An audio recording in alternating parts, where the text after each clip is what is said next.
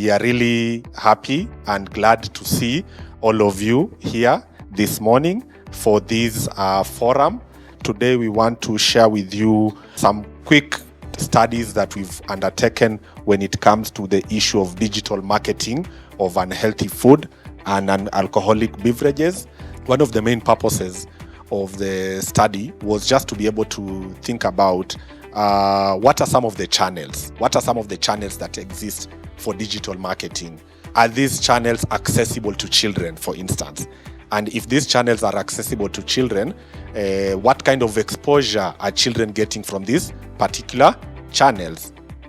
Digital marketing has greatly evolved and has become very rampant. So in Kenya at the moment, digital marketing is one of the leading ways of marketing unhealthy foods to children. And we saw that this is an area that we need to have some little study on, so that we can try and analyze and try and see the trends that are being used to market unhealthy foods, especially to children. Yes, I think the landscape analysis is very relevant and timely. The country is moving forward with a lot of the food environment policy bundles.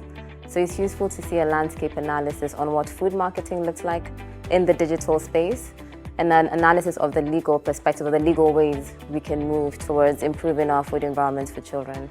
Kenya is grappling with a triple burden of malnutrition, that is undernutrition, overnutrition, and nutrients deficiency, and therefore there is a rise in cases of obesity in under 5 children, and also for adolescents, that is the 13 to 19 years. So we want to try and support in all ways by sharing this information to the public, sharing this information and packaging research in such a way that it can be understood by members of the community, the normal mwananchi, and ensuring that they understand that these marketing tactics are some of the reasons why our children are increasingly consuming foods that are high in nutrients of concern.